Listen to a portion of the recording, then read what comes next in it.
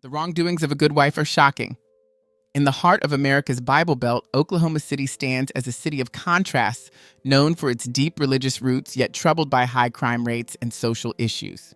Today, we're going to delve into a chilling case that unfolded in the autumn of 2001 in Oklahoma City, located at the core of America's deeply religious Bible Belt. This region, renowned for its devout conservatism, unfortunately also experiences high rates of crime, divorce, and teen pregnancy. The case in question involves the Andrew family and is a particularly grim episode that both shocked and deeply disturbed the local religious community.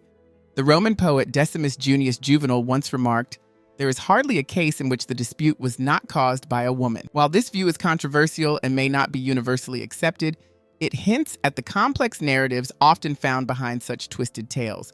On a stormy October morning, a disturbing phone call was received by Robert Andrew, a senior vice president at a prominent advertising firm. The caller, who claimed to be a doctor from a local hospital, alarmingly reported that Brenda, Robert's wife, was critically ill. In a state of panic, Robert rushed to his car, ignited the engine, and sped towards the hospital. However, he soon discovered that his vehicle's brakes had failed. After running a red light, he managed to pull over to the side of the road and, miraculously unharmed, hailed a cab to continue his journey. Upon arriving at the hospital, Robert faced another shock. His wife was not there, nor had she been admitted in critical condition as he was led to believe. Later, at a repair shop, a mechanic revealed that the brake hoses had been deliberately cut. Stunned, Robert realized that this was an attempt on his life. He pieced together the clues and, suspecting he knew who was responsible, headed to the police station to report the attempt on his life. Robert and Brenda Andrew had been married for about 17 years, often seen as an inseparable couple, yet behind their seemingly unshakable union lurked shadows and secrets that would soon come to light, prompting questions about who would want to harm Robert and why. As we unravel this story, we are reminded of the complex interplay of personal relationships and criminal intent set against the backdrop of societal and religious expectations. Robert and Brenda Andrew, a devoutly religious couple, raised their two wonderful children within a framework of faith and morals. Their life seemed exemplary to outsiders. The family regularly attended church together, participated in charity events, and presented a unified, contented front. However, beneath this veneer of happiness, strains appeared in October 2001, which culminated in Brenda leaving Robert and filing for divorce. Brenda Evers. Andrew was born on December 16, 1963 in Enid, Oklahoma. Raised by devout Christian parents, her childhood was filled with family meals, group prayers, and regular church attendance. Quiet and peaceful, Brenda excelled academically and Robert was initially hesitant about the move to Houston, Texas, but Brenda, seeing it as a significant opportunity, persuaded him to accept the job offer. While Robert advanced his career as an advertising manager, Brenda completed her degree and secured a position in the banking sector. The vibrant cityscape, bustling nightlife, and towering skyscrapers of Houston captivated Brenda, and under its influence, she shed her reserved demeanor. She started to invest in herself, adopting fashionable attire, makeup, and cultivating a wide circle of friends, changes that did not sit well with Robert, who preferred the modesty of their previous life and felt homesick for Oklahoma. When an opportunity arose for Robert to return to his old job in Oklahoma City, he was eager to leave Texas, but Brenda was reluctant to give up the life she had grown to love in Houston. Their disagreement led to a significant quarrel, but eventually they reached a compromise. Robert would move first to establish their new home, and Brenda would follow if she felt comfortable with the change. This arrangement led to them living apart for several months. Once settled in the prestigious Landsbrook neighborhood in a luxurious house, the family reunited and their life seemed to flourish. Brenda transitioned back into a housewife role, dedicating herself fully to raising their newly expanded family, which now included a daughter, Tricity, born 9 months after their move, and 4 years later, a son named Parker. The Andrews appeared to have it all: love, children, a beautiful home, and financial stability. However, underlying tensions remained, leading to their eventual divorce. On November 20th, 2001, just days before Thanksgiving, Rob made plans to visit Brenda to discuss taking their children for the holiday. Upon arriving at her home that evening, Brenda greeted him and asked for his help with some malfunctioning equipment in the garage. As he bent over to inspect the issue, he heard footsteps behind him. Turning to look, he was met with a gunshot. The blast struck him and he collapsed onto the concrete floor of the garage. Around 6 p.m., emergency services received a distressing call from Brenda Andrew, who reported that she was injured and her husband, Rob, was dead. An ambulance was dispatched to the scene without delay. Upon arrival, paramedics discovered Rob lying in the garage, fatally wounded by a gunshot, his body surrounded by a pool of blood. Nearby, Brenda appeared injured as well, with a gunshot wound to her arm and her clothing soaked in blood. She seemed unusually composed under the circumstances, a state the paramedics attributed to shock. Brenda told the first responders, "I tried to give Rob first aid, but I think he's dead." The medical team quickly attended to her, bandaging her arm before transporting her to the hospital for further care. Meanwhile, as the ambulance departed, police commenced their investigation of the grim scene. The investigation deepened as detectives turned to neighbors for any insights into the evening in question, but this line of inquiry yielded no fruitful information. None had observed anything unusual.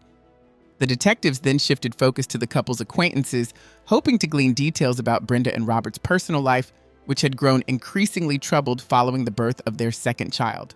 According to Robert's confidants, including friends and his pastor, Brenda had become openly contemptuous towards him, frequently insulting him and expressing hatred for their marriage. Ronnie Stump, a close friend of Robert and a regular visitor to their home, described their dynamic as abnormal, noting that Brenda often disparaged Robert in front of others, despite his unwavering affection for her. This behavior led many to speculate that Brenda was experiencing a midlife crisis, marked by a radical transformation in her demeanor and appearance, from a demure housewife to a woman exhibiting overtly provocative behavior and dress. Brenda's transformation was not merely superficial. She became secretive about her activities and uncommunicative with Robert about her whereabouts or companions. It wasn't long before Robert discovered that Brenda was having extramarital affairs. In October 1997, she began a relationship with Rick Nunley, a co-worker from her time at an Oklahoma bank and the husband of a friend. This affair continued discreetly for a year, followed by sporadic contact. Brenda's next romantic entanglement involved James Higgins, a local store owner initially drawn by her flirtatious manner and revealing outfits. Brenda escalated the affair by giving Higgins keys to a hotel room where they met regularly 1 to 2 times a week over the next 5 years. All this while, Robert remained oblivious to the ongoing infidelity but was painfully aware that their marriage was disintegrating. Eventually, Brenda ceased all meaningful communication with him, further isolating her husband and deepening the rift between them. Robert Andrew clung to hope that their marital issues would eventually resolve, striving to keep the family intact. By 2001, however, Brenda had ended her affair with James Higgins, not out of fidelity to her husband or marriage, but as she delved deeper into what appeared to be a lifestyle of depravity and corruption. In a contrasting picture of their public lives, the Andrews were pillars of their community. Thanks largely to a significant donation from Robert, a Baptist church had recently been established in Oklahoma City where he served as a deacon and Brenda as a Sunday school teacher. On the surface, they maintained an image of a morally upright family. During this period, Brenda still portrayed herself as a devoted wife and enthusiastically taught religious principles to children. It was here that she met James Babbitt, another married Sunday school teacher who was well regarded in the religious community and a friend of Rob's. Despite his own commitments, James found himself drawn to Brenda's allure, and they began an affair in the spring of 2001. Their initial discreet meetings soon gave way to less cautious interactions, openly displaying affection towards each other, much to the chagrin of the church community. Rob's suspicions about his wife's infidelity grew, leading to confrontations that eventually spurred their separation. Despite the split, Rob harbored hopes of reconciliation, but Brenda's actions pushed them inevitably towards divorce. The breakdown of their marriage was marked by curious incidents, including a bizarre phone call to Robert's office and a subsequent attempt on his life via a sabotaged car. These events led Rob to suspect that the romantic pair he had confronted might be behind the attempt, suspicions he shared with the police. The notion that someone as supportive as Rob could think this way puzzled law enforcement officials who knew him as a reasonable and accommodating individual even throughout the divorce proceedings. Rob's approach to the divorce was devoid of contention. He agreed to Brenda's terms and provided her with financial support. His generosity extended even in the face of betrayal, raising the question of what more he could possibly do to appease his estranged wife. However, a more sinister plot seemed to be unfolding behind the scenes. James Babbitt, who also worked as an insurance agent, had taken out a life insurance policy on Robert worth $800,000 during the summer, naming Brenda as the sole beneficiary. This revelation cast a shadow over Brenda's motives and brought a financial dimension to the investigation. In the unraveling investigation, detectives identified a new suspect, Brenda's lover, which brought additional complexities to the case. 2 weeks before the tragic incident in the garage, Rob Andrew had visited the insurance company intending to remove Brenda as the beneficiary on his life insurance policy. However, James, the agent handling the policy, deceitfully insisted that only the beneficiary could initiate such changes. Doubtful of James's claims, Rob sought clarification from the insurance company's management. It was then revealed that Brenda and James had attempted to forge the insurance contract to transfer its ownership directly to her, complete with a falsified retroactive signature from Rob. Upon discovering this, the management confirmed that Rob still retained control over the policy and reassured him that any changes must be made by the policyholder himself. This attempt at fraud led to James's immediate termination from the company, a decision that infuriated him.